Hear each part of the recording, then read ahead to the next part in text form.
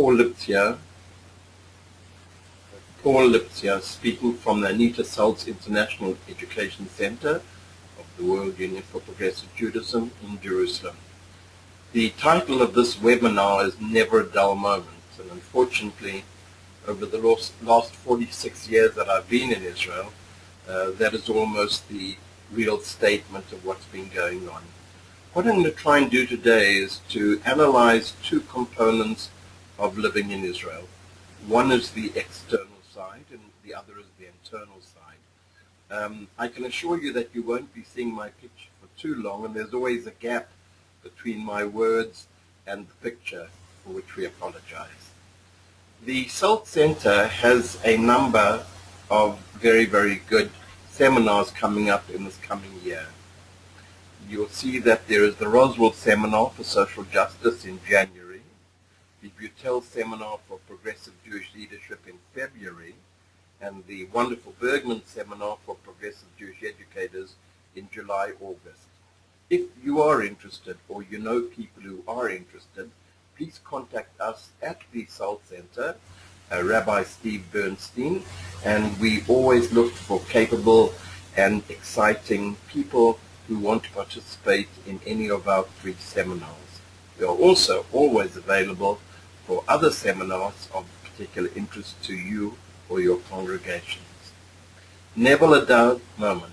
On the slide, you'll see that the topics we are going to try and concentrate on are, as I mentioned, the external and the internal.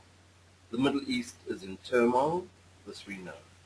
Israelis and Palestinians, well, will they ever sit at the same table? But you'll see a later slide asks, will they ever stay sitting at the same table? We have to deal with rabbis and rabbinates, religion in Israel, the complexity of Israeli politics, and then a few comments about tomorrow and tomorrow. The Middle Eastern turmoil has to firstly look at Egypt. Well, for the moment it's goodbye President Mohammed Morsi. What's going to happen to him, we don't know. But I think what is important to realize that while we are talking about Egypt and looking at Egypt, we're also talking about Israel. This gigantic player in the Middle East, with between 82 to 90 million citizens, is just around the corner in many senses, and a central player in the wider Middle East. The tensions within Egyptian society are remarkable. The Western media has already described it as the Muslim Brotherhood against the military. That's an incorrect evaluation. Supporting the military are vast numbers of Egyptian citizens, many, many millions, who got rid of Morsi because they believed that Morsi was doing a number of things which was not what they wanted. There was little improvement in the economy, and the question of Sinai was of a great problem to the military and to many Egyptian citizens, which we will deal with in a moment. What can Egyptians do about Egypt? Well, it is a society where some 50% of all Egyptian citizens earn under $2 a day. The Egyptian economy is in crisis. A major component of the society is tourism, and tourism is down drastically. Investors are no longer investing in Egypt. And added to those economic problems and social problems is a very important question of how should Israel behave towards Egypt. If you look at the map on the bottom left-hand side, you'll see that the lighter shading, the state of Israel pre-1967, that is within the green line, has a long border with Sinai. Sinai has become the Wild West.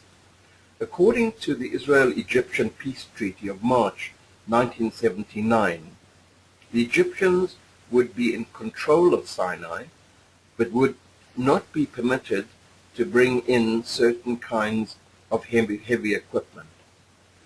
Sinai is on the border of the Gaza Strip, that small little area that we see in the southwest part, held between Israel and what is Egyptian-controlled Sinai. The Gaza Strip, the Hamas-controlled area, has become an area hardly controlled by anyone. Part of the complaint of the Egyptian military, and one of their explanations for taking over from the Morsi government, was that that former Muslim Brotherhood government had permitted Sinai to act against Egyptian interests in that area, and there were several attacks on the Egyptian military. From an Israeli perspective, a southern border in turmoil, is a tremendous threat to us. And so in a certain way, if you would ask most Israeli policymakers, what do they want to happen in Egypt and Sinai, the answer would be a quiet area.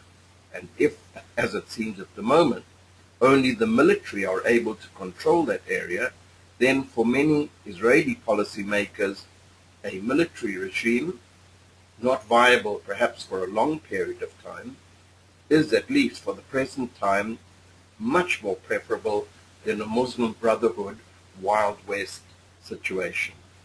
In the next slide, we just have to look for a moment or so at Syria. Syria is well over 100,000 dead. Some people are suggesting that the figure is a great deal higher. This is a civil war of the worst kind. It is a civil war where essentially the government has the support of four subsections of Syrian society, the Alawites, the Alawis being the stronger group, against most of the Sunni, who are the majority group. But as in many, many civil wars, the internal picture is much more complex than that. We must remember that Syria is just on the other side of the Golan Heights. And so, as in the case of Egypt, where Sinai and the Gaza Strip are just a few minutes away from Israel, in the northern part of the country, we are facing a civil war just a few minutes away from our Golan Heights, which is an area considered important strategically by many Israelis. What should Israel and the Jewish world do to help the Syrians? Well, we are doing something already. Both Israel and certain American Jewish organizations are assisting on the medical and food level many of the traumatized people of Syria. Syrians are being brought into various Israeli hospitals, including the Ziv hospital in Tzfat. Israel, however, has no answer to the refugee issue. We see that there are over 1.5 million refugees in various countries around Syria, and our problem is, in a sense, what would happen if Syrian citizens started knocking on our door wanting to come into Israel because of the position in their country.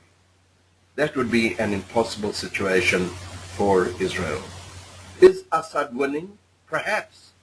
The Arab world is petrified of an opposition force coming into power in Syria, which would include Islamic fundamentalists.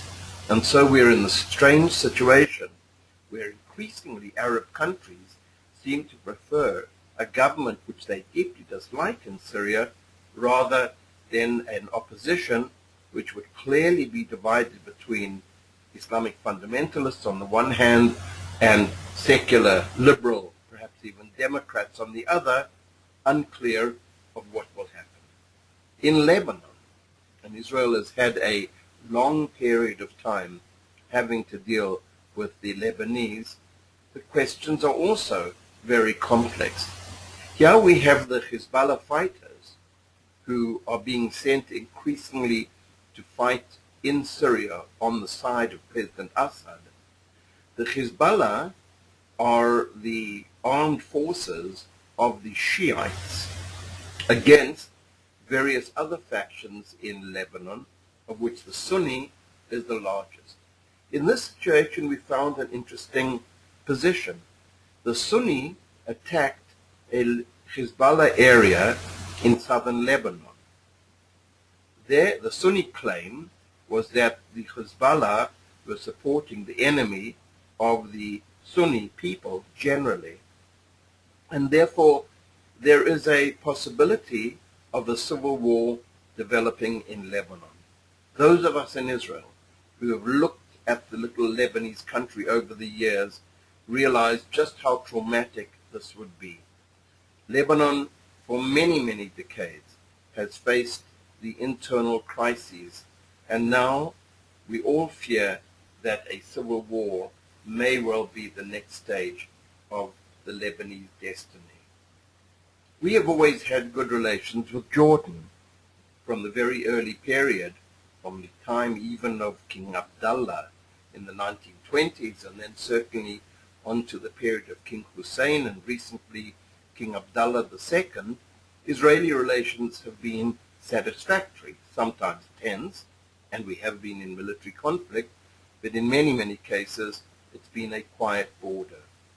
However, increasingly observers are asking the question, with all these refugees flooding into Jordan, and Jordan has absorbed refugees from 1948, the Palestinians, to the Iraqi refugees as a result of the wars in Iraq, and now, more recently, to some 500,000 Syrian refugees.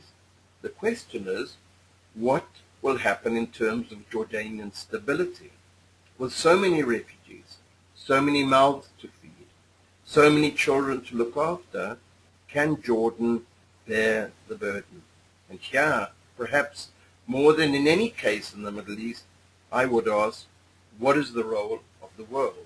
Surely in the case of Jordan, a country which has rarely taken on the burden of Arab plight, that country, more than any other, should be considered sympathetically. What can Israel do to help Jordan? But let us move closer to home. Israelis and Palestinians, will they ever stay sitting at the same table? For those of us who've been following the Israeli-Palestinian situation for years, well, we're clearly divided. The majority of Israelis say, and it's not a large majority, but it is a majority all the same, say they favor a two-state solution. However, in many cases, even those Israelis who are asked about the two-state solution, which they favor, in a significant number of cases, they don't think peace will develop. Well, here is the question. Secretary of State John Kerry in the peace process indicates that in 9 months' time we should have worked out everything. Most Israelis are skeptical that it really is about peace, and skeptical about the ability of the American government, which doesn't have the same status in the Middle East as it used to, in being able to bring about a real long-term solution. Perhaps we should start changing our language. Perhaps the concept of peace is something which is ahead of us, maybe decades ahead. Perhaps we should start asking the question of reduced conflict. Firstly, Palestinians, we have to ask, do they trust Israel? And do Israelis trust Palestinians? And in situations of this level of crisis, perhaps reduced conflict is the best of the alternative. A slow and often monotonous process of trying to understand each other, trying to develop multi-level realms of interdependence. And I, for one, having spent some time in Ramallah some months ago, realized that we do have common interests. And in many cases, economic agreements and social agreements and better levels of humane understanding may, over a process, lead to peace. What is the problem for many Israelis and probably for many Arabs as well? And that is the question that we ask, although we see that picture, that familiar picture of Arafat and the late Yitzhak Rabin and President Clinton on the White House lawns. We do ask the question, do peace treaties bring peace in the Middle East? And in a situation of broad turmoil, perhaps we have to start thinking and acting in a new terminological framework.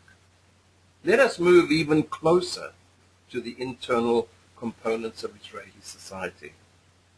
Rabbis and the rabbinate, religion in Israel. Wow, this is a difficult one. The structure of Israeli religious concepts were not developed when the State of Israel was created in May 1948, but rather as a result of earlier situations. The Ottoman Empire, dealing with a vast number of religious minorities, developed the concept of millet, autonomous religious societies. And whenever the Ottoman Empire had to deal with yet another subgroup, a sub-religious group, they allowed that religious group to have high level of autonomy. The British mandate, starting after the First World War, continued this idea. And also, and we can see there that familiar picture of Rav Kook, a famous first Israeli rabbi. During that time, they also developed the idea that because of the differences between Ashkenazim coming from Europe and Sephardim coming originally from Spain and then North African areas, that there should be two chief rabbis. Well, that's what happened. David Ben-Gurion in June 1947 signed the famous status quo agreement, a one-page agreement, interesting, signed between Ben-Gurion and two religious leaders, in which he acknowledged some of the problems and issues that would face the State of Israel. We must remember that this was almost a year before the State of Israel came into operation. The agencies, the Jewish Agencies Executive, has learned from its chairman of your requests concerning guarantees on matters of matrimony, Shabbat, the Sabbath, education, and kashrut, dietary laws, in the Jewish state, once it is established in our days. That was the beginning of a longer sentence which said that when the state finally would come about, that the issues that are mentioned here would be dealt with in a matter of compromise, which in reality seemed to be that the religious forces would pretty much get their way. The Rabbinic Council has been a thorn in the flesh of many, many subgroups within Israeli society. And the recent elections for the Rabbinic Council on July the 24th, 2013, was yet another stage of seeing the murky political aspects of the chief rabbinate. After some manipulations, it was decided that the two sons of former chief rabbis would become this generation of representatives. Rabbi Yitzhak Yosef, one of the sons of Rabbi Avadia Yosef, the religious leader of the Shas party, got his position not because he was considered the best or most suitable, but because his brothers are in some very awkward legal situations.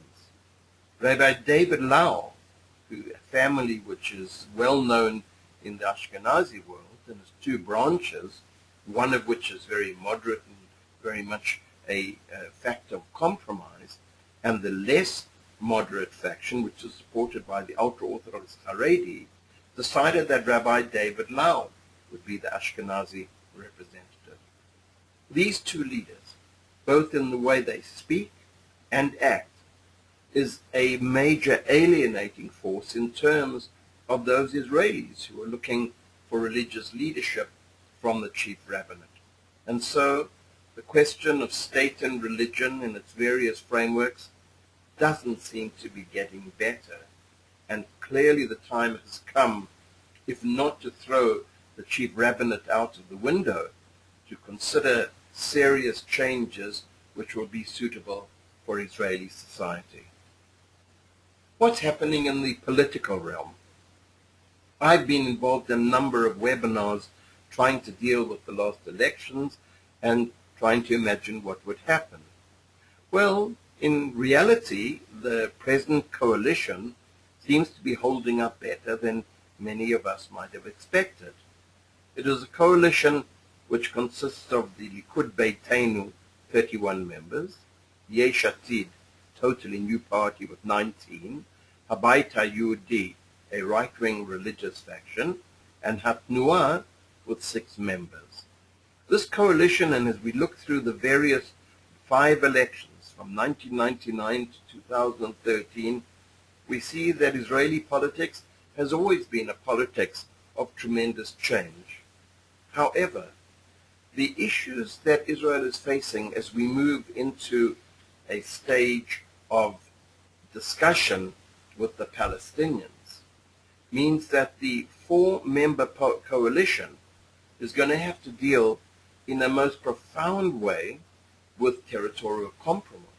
When push comes to shove, peace with the Palestinians is not necessarily about peace as we understand it in the Western world, but about territorial compromise.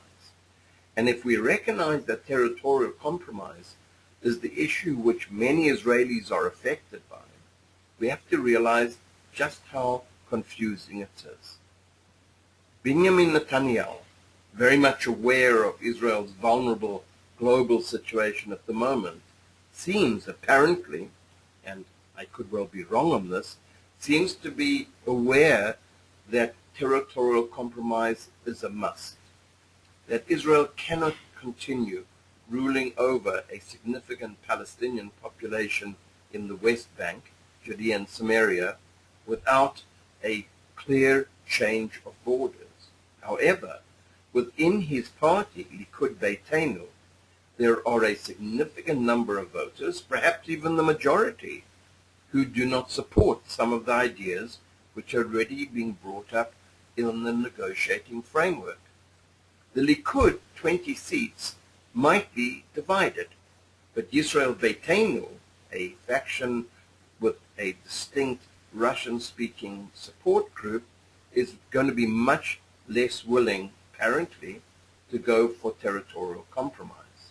The second largest party, Yesh Atid, led by Yair Lapid, is probably going to support territorial compromise, and it is believed that probably 16 of the 19 seats would be prepared for border changes. However, when we look at Habayit HaYehudi, led by Naftali Bennett, it is very unlikely that anyone, perhaps only 1 or 2 of those 12 members, would agree to stay in a coalition government if serious changes come about.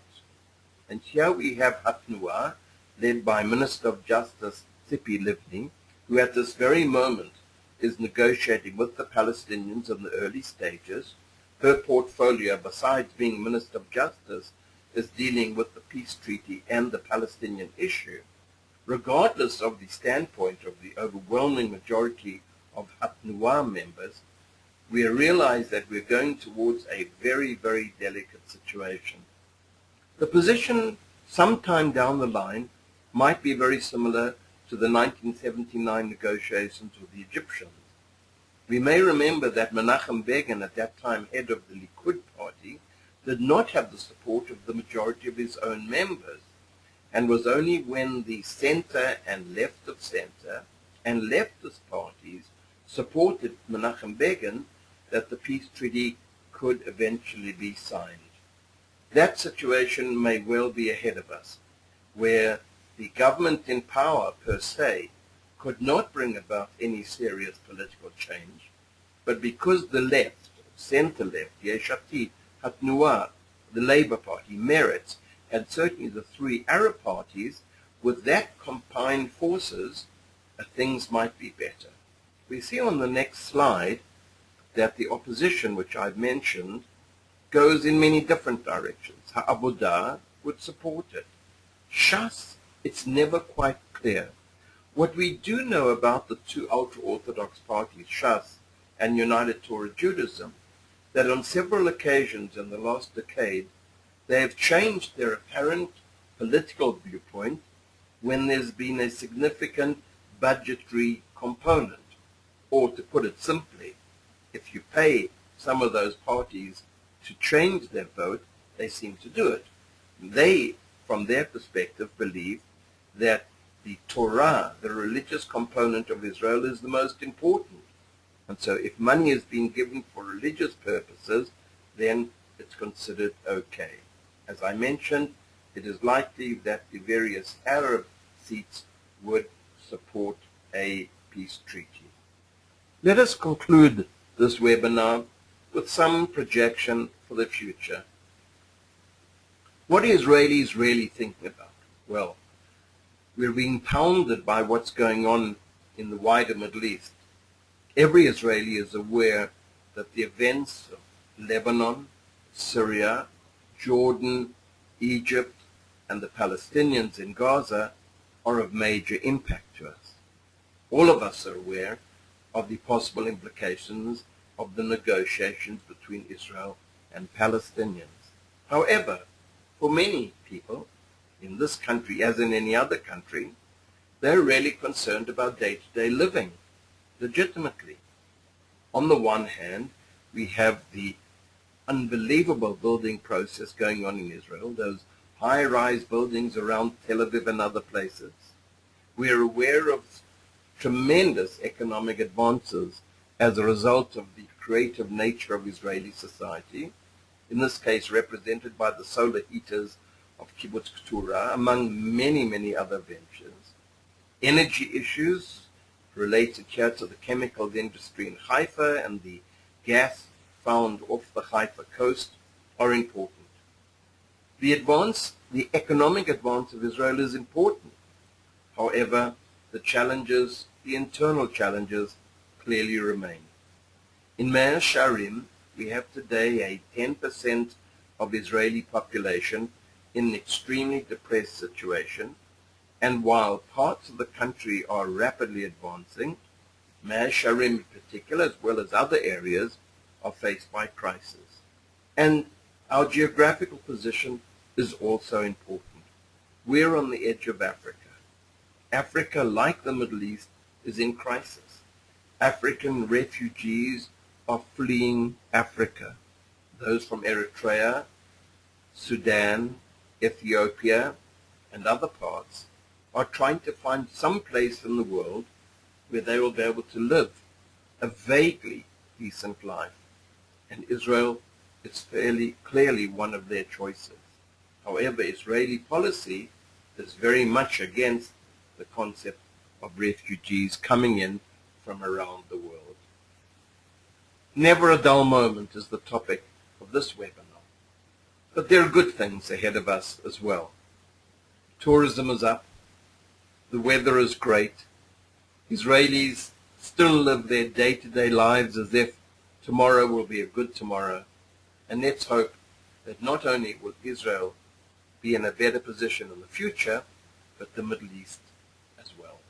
Thank you very much.